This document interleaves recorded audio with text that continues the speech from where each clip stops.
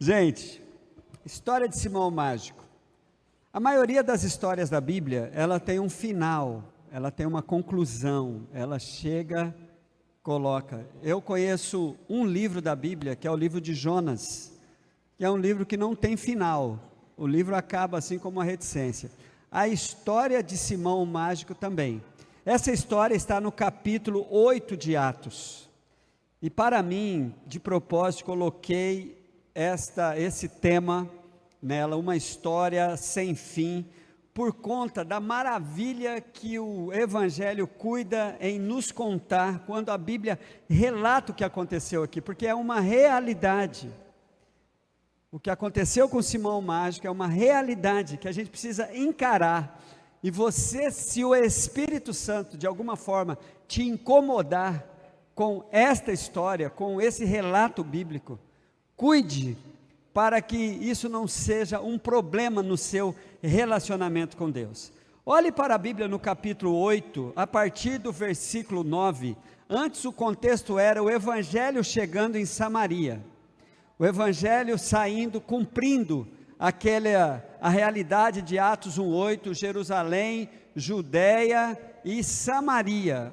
Na sequência de Atos ali, quando você chega no capítulo 8, o Evangelho está chegando a Samaria por aqueles que foram perseguidos em Jerusalém a partir do martírio de Estevão. A galera queria ficar só em Jerusalém, aí Deus usou a circunstância para eles se espalharem. E quando eles se espalharam, onde eles iam, eles pregavam o Evangelho. E quando o Evangelho chega em Samaria, um daqueles 7 diáconos lá do capítulo 6 de Atos, o Filipe, está pregando o Evangelho aqui. E Deus estava derramando muito, irmãos.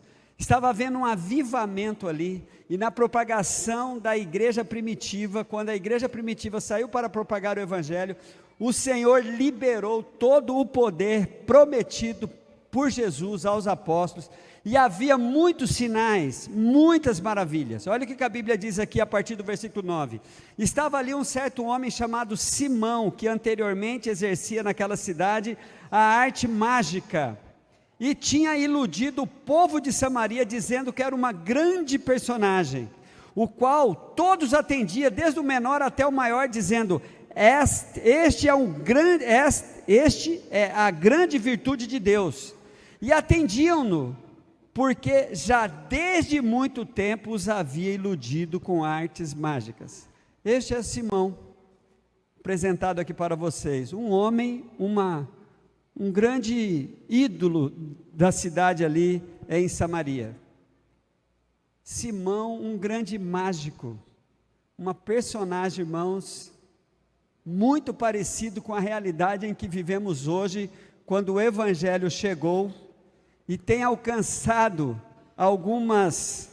chegado em alguns corações, e a gente assiste pela televisão e pela internet, artistas, pessoas famosas se convertendo.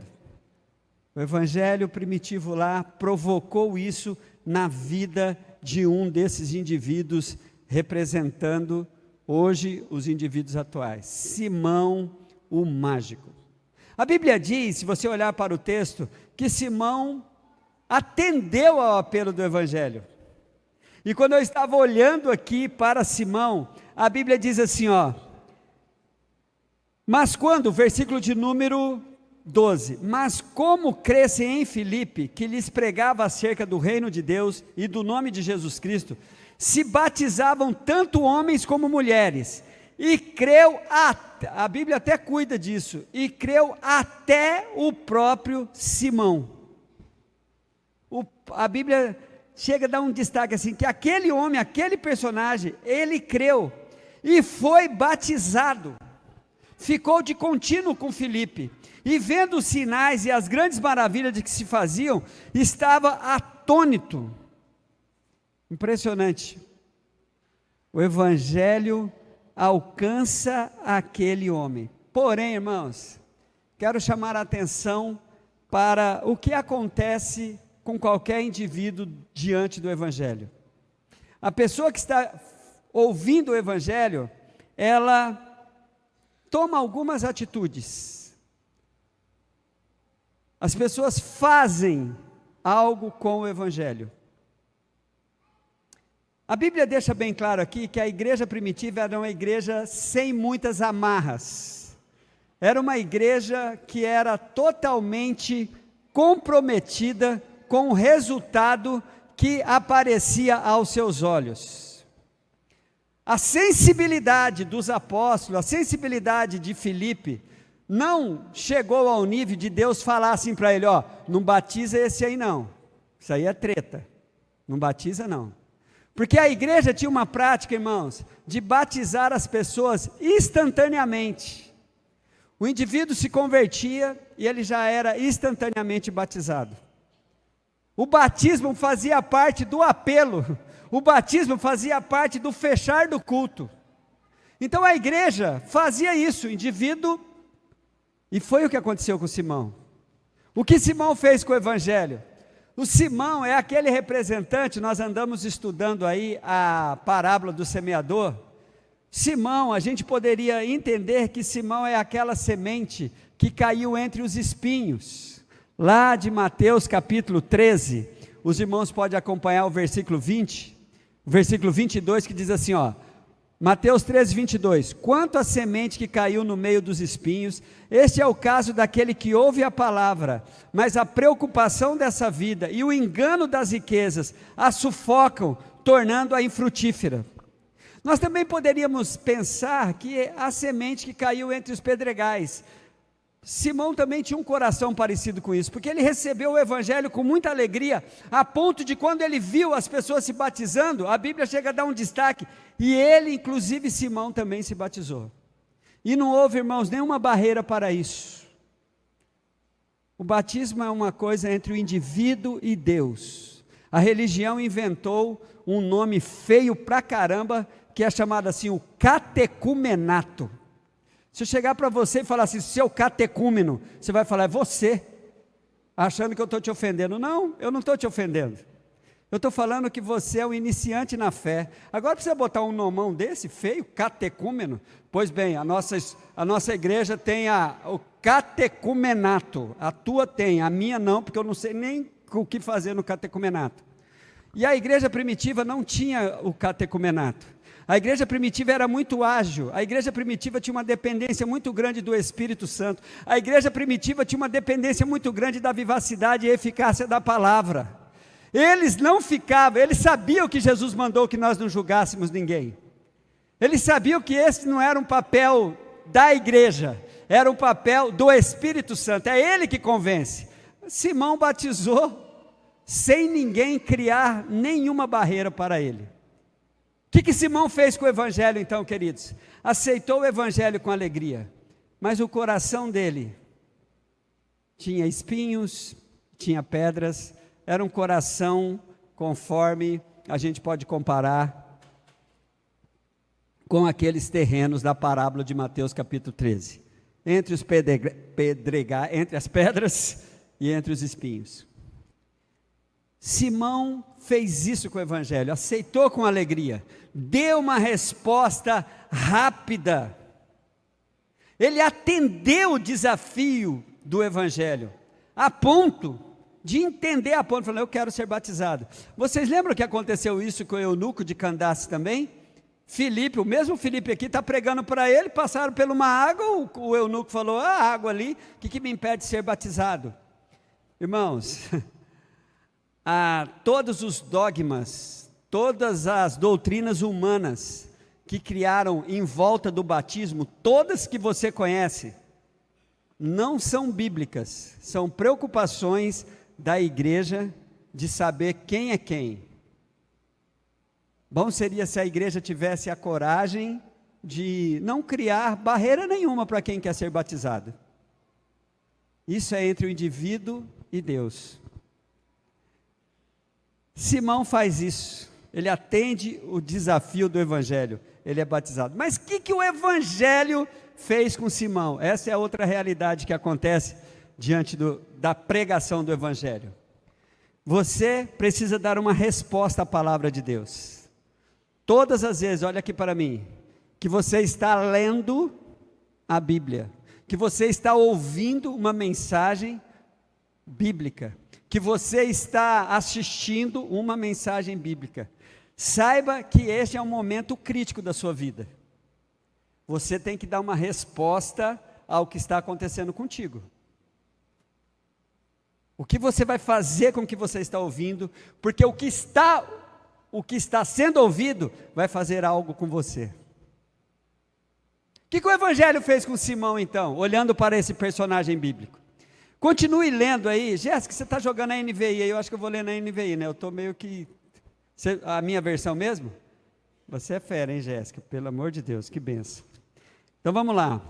Gente, olha aí para a palavra de Deus, para a gente ver o que o Evangelho então fez com Simão. A Bíblia vai dizer assim, ó, que quando Simão viu aquela maravilha que Filipe estava fazendo, olhe comigo para o versículo de número 18. Simão, vendo que pela imposição das mãos dos apóstolos era dado o Espírito Santo, lhe ofereceu dinheiro, dizendo: dai-me também a mim esse poder, para que aquele sobre quem eu puser as mãos receba o Espírito Santo. Olha o que o Evangelho faz com Simão. O Evangelho vem revelar como era aquele indivíduo por dentro. É interessante, gente. O Evangelho, então, deixa bem claro o interior daquele homem. Especialidade da Bíblia. A Bíblia revela o nosso interior. A Bíblia revela o que tem dentro de nós. E sabe como? Através das nossas atitudes. Estou lendo a Bíblia. Estou ouvindo a palavra. Minha declaração de fé é que eu sou um cristão. Saiba, as suas atitudes estão comprovando isso ou não. E as pessoas te poupam, tá? As pessoas nos poupam. Elas não falam para você. Ela fala para outros. O Evangelho provoca isso. Quando nós fazemos uma declaração de fé em Cristo Jesus, nós nos revelamos. E as nossas atitudes mostram o que está aqui dentro, o que vai no meu coração. E eu coloco isso para fora através das minhas atitudes. Dá para disfarçar um pouco, a gente faz algumas médias, porque a gente sabe se comportar socialmente, mas em alguns momentos o seu verdadeiro interior é revelado. Simão, quando viu os discípulos fazendo aquela maravilha assim, ó, os discípulos vieram de Jerusalém numa estratégia de Deus para autenticar, para derrubar uma grande barreira religiosa que tinha. Qual era a grande barreira religiosa? Só os judeus receberiam o Espírito Santo. Só os judeus que receberiam o poder do Evangelho. De repente o Evangelho chega em Samaria. Aquele povo começa a se converter. Vem lá, Pedro e Tiago, vem trazendo a autenticação daquele momento. Aí eles recebem a manifestação do Espírito Santo, igualzinho recebeu lá no Pentecoste. Pedro e João, desculpa, não Pedro e Tiago. A autenticação, quando os judeus viram aquilo, eles falaram assim: os samaritanos também são alvos do amor de Deus. Os samaritanos também estão sendo transformados. Sabe por quê, queridos? Na crença de um judeu, o samaritano só servia para uma coisa e nunca mais isso seria mudado: para ser lenha no fogo do inferno. Só para isso que servia o samaritano. E aqui eles têm aquela comprovação. O Espírito Santo desce sobre Samaria, e eles começam a ter a mesma manifestação do Pentecoste, para autenticar que os samaritanos também eram filhos de Deus, eram alvos do amor de Deus. Tem alguém que você acredita que é impossível? Tem alguém que você acha assim, que não, esse aí nunca vai ser alcançado pelo amor de Deus? Está enganado. Isso é com Deus. Por isso é que houve aquela manifestação, quando Simão viu os apóstolos orando pelos samaritanos, e o fogo descendo, eles falando em línguas estranhas, eles manifestando a autenticação, o selo do Espírito ali, ele falou: opa, quero isso aí também. Meteu a mão no bolso, algo muito comum. Pessoas que usam o seu poderio econômico para de alguma forma ter alguma vantagem na comunidade. Vocês sabiam que foi dessa atitude de Simão que nasceu uma prática na Idade Média chamada simonia? Simonia, compra de cargos eclesiásticos, compra de status na igreja. Você pode pesquisar lá o que é simonia. Saiu desta passagem bíblica. Simão tentando comprar com o seu dinheiro a virtude do Espírito Santo, uma situação de destaque. Quanto custa isso aí? Quanto for eu vou pagar, porque eu quero ter esse negócio aí, porque quando eu orar pelas pessoas, eu quero ver as pessoas recebendo a manifestação do Espírito. O Evangelho estava revelando aquele homem. Ele então queria comprar, mas o Evangelho então revela que um caráter desse não serve. Olha a resposta de Pedro, irmãos. Impressionante o que o apóstolo Pedro diz no versículo de número 20. Mas disse-lhe Pedro, gente, toma cuidado com isso aqui, tá? Tome cuidado, meu querido. Tome cuidado com esse alerta de Pedro aqui, ó. O teu dinheiro seja contigo para a perdição, pois cuidastes que o dom de Deus se alcança por dinheiro. Que risco é esse? Que risco é esse a gente achar, e a gente faz isso, queridos. Quem tem dinheiro gosta de uma posição assim de destaque, e quem não tem gosta de dar destaque para quem tem. Nós os pastores precisamos tomar muito cuidado com isso, para que de maneira nenhuma o dinheiro venha determinar a marcha do nosso ministério. É impressionante o que Pedro diz aqui. Você achou que você podia comprar o dom de Deus? Você acha que o dom de Deus se alcança por dinheiro? E Pedro, meu irmão, sendo Pedro, tá? Pedro se converteu, mas ele tinha muito de Pedro dentro dele. Ele fala assim no versículo 21, tu não tens parte nem sorte nesta palavra, porque o teu coração não é reto diante de Deus. Por que Pedro está dizendo isso? Porque o Evangelho estava revelando aquele homem, e o Evangelho revela a gente. Nós vivemos em um mundo, irmãos, que nós somos assim, a gente suporta essas coisas, a gente não acusa as pessoas, nós não exortamos as pessoas que têm uma declaração de fé, mas atitudes totalmente contrárias ao que ela declara. Eu acho isso até saudável, porque na maioria das vezes a gente quer fazer o papel do Espírito Santo. Mas quando o indivíduo toma alguma atitude esdrúxula, exageradamente esdrúxula, que não há nenhuma harmonia com o que a Bíblia diz e aquilo que ele quer, essa pessoa precisa ser confrontada. Irmão, não é por aí não. Eu quero lhe fazer uma pergunta. As suas atitudes, o que você fala, as atitudes que você toma nos seus relacionamentos, o seu vocabulário, a sua maneira de tratar as pessoas, a sua maneira de usar o seu dinheiro, evidencia a sua fé ou envergonha o Evangelho? O que aconteceu com Simão foi isso. É um perigo, irmãos, nós pegarmos o que temos e o que somos. E a ausência do dinheiro também é um perigo. O que você está fazendo para ter mais? Quais são as atitudes que você está tomando para melhorar a sua vida financeira? Tem um alerta da Bíblia muito forte, que é 1 a Timóteo, capítulo 6, versículo 10. Porque aquele homem estava tentando deixar bem claro de que ele não tinha esse princípio no coração. Tentando não, ele estava deixando bem claro. Olha o que diz 1 Timóteo 6,10. Porque o amor ao dinheiro é a origem de toda a espécie de males. A Bíblia, Deus não tem nada contra o dinheiro, irmãos. Dinheiro é uma bênção de Deus. A Bíblia diz que a prata e o ouro pertencem ao Senhor. O problema é o lugar errado do dinheiro nas nossas vidas. Eu acho que eu já repeti, vou repetir pela 11ª vez, uma frase que achei muito interessante sobre o dinheiro. O dinheiro é um excelente empregado, mas um terrível patrão.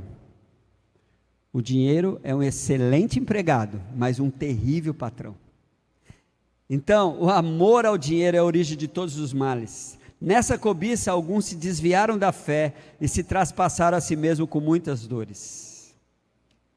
Mas o Evangelho, irmãos, nos traz também a solução, quando, se você está agora, nesse momento, de alguma forma, sendo constrangido a fazer uma autoanálise, para ver se o Evangelho tem provocado o que precisa provocar na sua vida. No caso de Simão, Simão recebeu com alegria, Simão demonstrou a sua fé, a ponto de publicamente descer as águas, mas de repente, Simão fica deixando bem claro, é isso que eu quero para a minha vida, mas quando ele vai agir, mediante o Evangelho revela o que tinha dentro dele. E onde está a solução? Qual é a solução que o Evangelho apresenta? Olhe comigo, por favor. Depois que Pedro, e agora eu vou explicar por que o título dessa mensagem é uma história sem fim, gente. Depois que Pedro traz Simão para diante da realidade do Evangelho, no versículo de número 22, ele diz assim, solução do Evangelho: arrependa-te, arrependa-te. Irmãos, tem duas palavras-chave para a gente levar uma vida digna diante do Senhor: arrependimento e confissão. Por muitos anos, nesse mover do encontro com Deus, a gente falava muito de, esqueci da palavra agora, mas não eram essas palavras que nós usávamos. Renúncia, renúncia. Essa era a palavra-chave. Você tem que renunciar, você tem que renunciar, você tem que se arrepender. Você tem que se arrepender. As palavras-chave da Bíblia para o indivíduo consertar-se com Deus é arrependimento e confissão. Pedro diz para Simão: arrepende-te, pois dessa tua iniquidade. O que eu acho interessante aqui, gente, é que Pedro não alivia. Você pensa que ele vai orar pelo cara? Olha, por que essa história é sem fim? A coisa é tão entre você e Deus, que ninguém pode intervir. Você não pode ter aqui um intercessor, você não pode ter aqui alguém que vai falar em teu nome, você não pode ter alguém aqui que vai... Não, isso é uma coisa muito profunda entre você e Deus. Olha o que Pedro fala para aquele homem. Pedro diz assim, arrependa-te, pois, dessa tua iniquidade, e ora a Deus, para que porventura... E Pedro ainda fala assim, para que porventura seja perdoado o pensamento do teu coração. Irmãos, a coisa é muito íntima, não dá para garantir. Não dá para garantir, sabe por quê? Porque Deus sabe como é que você está no seu coração. Se você está querendo impressionar quem está em volta de você, ou se você está realmente sendo tratado por Deus, arrependido, não querendo mais isso para a sua vida. Pedro não alivia aqui, fala, não irmão, vamos orar aqui. Não, ele fala assim, arrependa-te e vai falar com Deus, quem sabe? Por que Pedro deixou esse quem sabe? Porque esses assuntos é entre você e Deus, era entre Simão e Deus. Pedro não podia dar nenhuma garantia para ele, porque só Deus sabe. Eu vejo, você vê as performances nossas quando estamos orando, a gente faz caras e bocas de quem está orando, a gente se emociona, a gente chora, a gente arrepia, a gente fala em língua estranha, a gente tem algumas expressões, mas Deus está vendo o coração. Deus sabe se isso é verdadeiro ou não. Por isso que Jesus falou, ninguém julgueis, não julga ninguém não. Só para você ter uma ideia, a colheita é feita por anjos, não por homens. a colheita do joio e do trigo, porque só Deus sabe quem é o joio e quem é o trigo. Então o assunto aqui, ó, arrependa-te pois, versículo 22, essa coisa é entre você e Deus, ora a Deus para que porventura, eu falei, Pedro, você podia ter garantido, né? Ora a Deus, porventura esse é um assunto entre você e Deus. Por que a história é sem fim, irmãos? Porque Simão faz um pedido, preste bem atenção nisso, e a Bíblia não conta que o pedido foi atendido.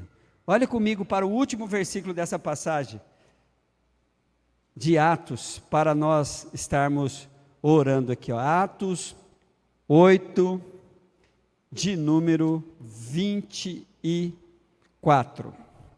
A resposta que Simão teve, aquela chacoalhada que ele teve do Espírito. Simão ficou todo errado, irmãos. Aí ele pede assim, ó. Olha comigo, versículo 24. Simão, porém, respondeu: orem vocês ao Senhor. Agora ele não estava achando mais digno. Não, orem vocês ao Senhor. Orem por mim, para que não me aconteça nada do que vocês disseram. E acaba aqui a história de Simão. A Bíblia não relata que Pedro orou por ele. A Bíblia não fala, por isso é que eu intitulei essa história, porque o próximo versículo é outro assunto. É muito bom saber que tem algumas histórias que quem vai colocar o ponto final é você, porque essa história precisa ser colocada o ponto final na sua vida.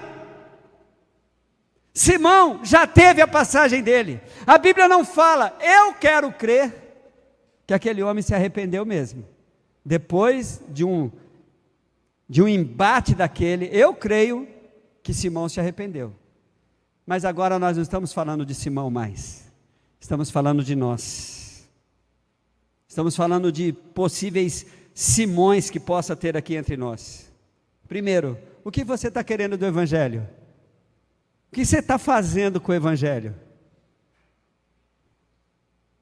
Saiba que isso é entre você e Deus, mas o Evangelho está fazendo uma coisa com você, na sua casa, no seu trabalho, na igreja, nesse tempo agora muito sensível de política, o Evangelho está mostrando quem nós somos.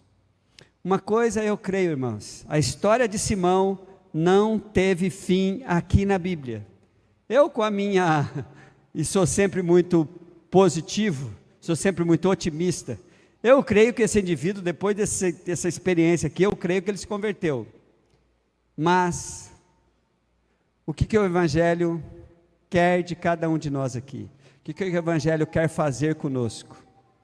Quer nos transformar naqueles que não têm dificuldade nenhuma de crer que Jesus é o cabeça e que o Espírito Santo me capacita a fazer o que eu estou precisando para deixar bem claro que Ele, Jesus, é o meu Senhor, é o meu Salvador, Ele é o caminho e a verdade da minha vida e a minha vida.